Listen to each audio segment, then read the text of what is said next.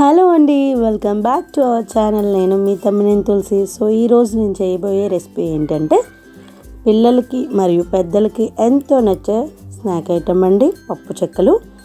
అయితే ఇంకెందుకు late, start చేసేద్దామా. ఇప్పుడు పప్పు చెక్కలకు కావాల్సిన ఐటమ్స్ ఏంటంటే మెయిన్గా బియ్యం పిండి అండి. బియ్యం పిండి మనం ఎన్నైతే చెక్కలు చేసుకుంటామో దానికి తగ్గట్టుగా బియ్యం పిండి అనేది తీసుకుంటామండి. నేనైతే మట్టుగా ఒక పావు కేజీకి ఎక్కువ తీసుకున్నాను బియ్యం పిండి అనేది. ఆ బియ్యం పిండిలో శనగపప్పు ఆల్రెడీ నేను సైడ్కి నానబెట్టుకున్నానండి 4 hours ముందు. ఆ శనగపప్పు కూడా వేసుకుంటాము బియ్యం పిండిలో. ఇప్పటి వరకు ఎవరైతే సబ్స్క్రైబ్ చేసుకున్నారో వాళ్ళందరికీ చాలా చాలా థ్యాంక్స్ అండి.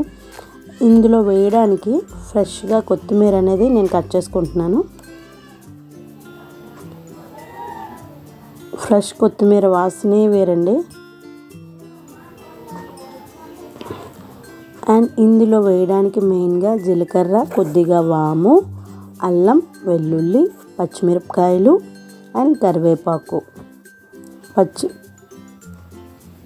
కొత్తిమీర కూడా కట్ చేసి పెట్టుకున్నానండి. ఇందులోని ఫస్ట్ దంచి పెట్టుకున్నటువంటి అల్లం, వెల్లుల్లి రెబ్బలు, కొత్తిమీర, పచ్చిమిరపకాయలు అండ్ కరివేపాకు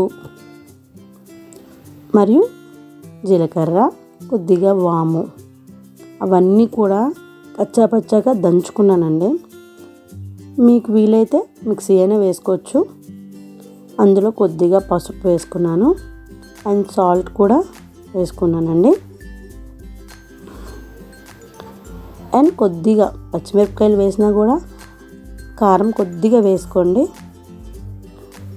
ఎక్కువ తినేవాళ్ళు ఎక్కువ వేసుకోండి, తక్కువ తినేవారు తక్కువ వేసుకోండి.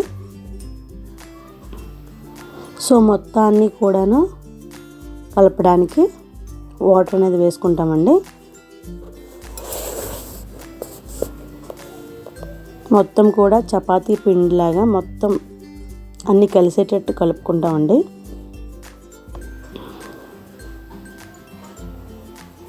యాజ్ ఇట్ ఈస్ చపాతీ పిండిలో కలుపుకుంటే సరిపోద్దండి వాటర్ వేసుకొని. సో ఈ కలిపినటువంటి ముద్దని, బియ్యం పిండి ముద్దని మనం ఒక 1/2 hour సైడ్కి పెట్టుకోవాలండి.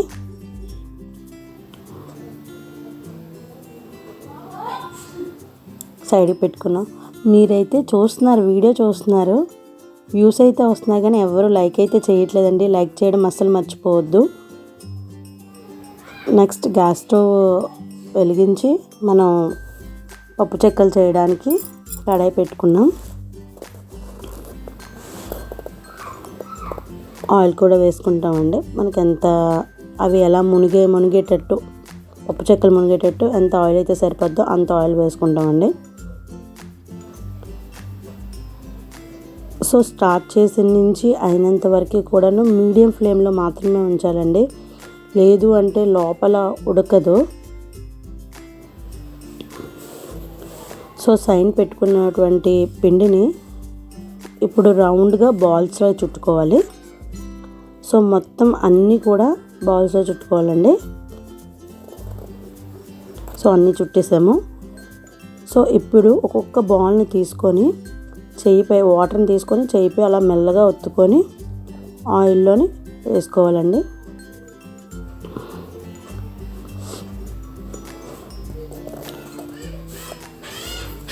చెయ్యికి తడి చేసుకుంటండి వెంటనే వచ్చేస్తాయి.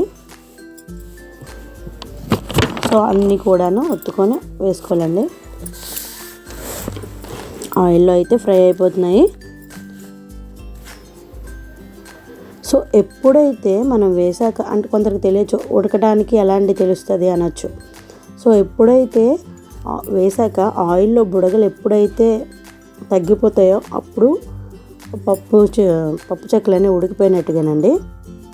సో ఫ్రై అయిపోయి బుడగలు కూడా కొంచెం తగ్గిపోయాయి కాబట్టి తీసేయచ్చు.